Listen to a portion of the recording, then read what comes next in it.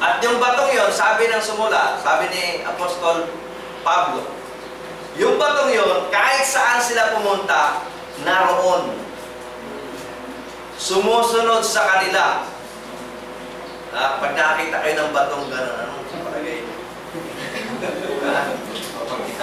Pagpunta mo sa lugar na ito, andito yung bato. Kasi yung pong Church in the Wilderness, ano po yan eh? Wandering church. Wandering sila. Wandering people. Alam nyo, 40 years. Mula sa Egypt, papunta Canaan. Yan, lapit-lapit lang nun.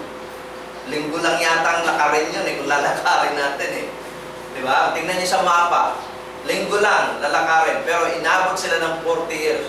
Nag-wander talaga sila bago sila makapasok na sa Canaan. At sa bawat lugar na kanilang i-stationan, kung saan lugar mapili na, doon muna sila pansamantalang titigil, naroon yung bato.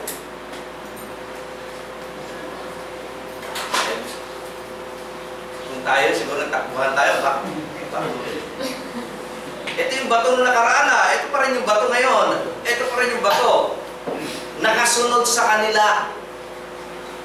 At yun nga yung batong yun, yung pinalo ni Moses, nag-provide sa kanila ng ng fresh water.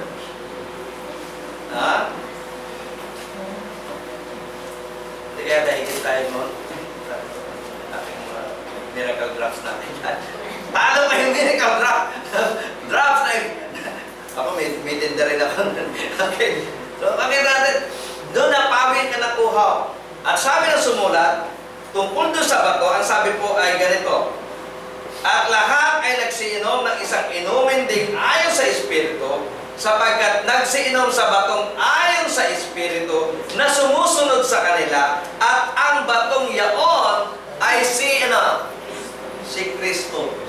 Kaya, kung nakikita natin sa timeline na malayo ang agwat ni Moses sa pagkakatawang tao ng ating Panginoong Kristo, hindi po yung hindi po yung hadlang para paniwalaan natin na ang ating Panginoong Kristo ay sumusunod sa kanila.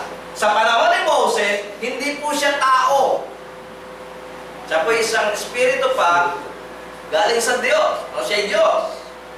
Pero siya po ay nakasubaybay na rin sa mga taong ito at sa pamamagitan ng ng pagkakatawang bato. Kaya yung kino-question nila na ang Diyos raw hindi pwedeng maging tao, naging bato nga eh. Kung kaya ng Diyos na maging bato, kaya niya rin maging tao. Okay? Kaya niya maging animals. Pagdating doon sa mga kathang isip, naniniwala tayo. Sabi natin yung aswang nagiging baboy. Paniwala tayo. So, yung aswang nagiging leon, nagiging lobo. Ano yung lobo? Fox. So, yung, di ba? Nagiging kabayo, nagiging owl. Napuputol pa yung katawan. Paniwalang-paniwala tayo, di ba?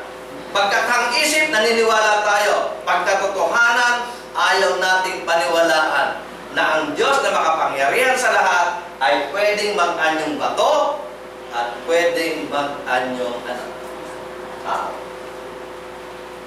Okay?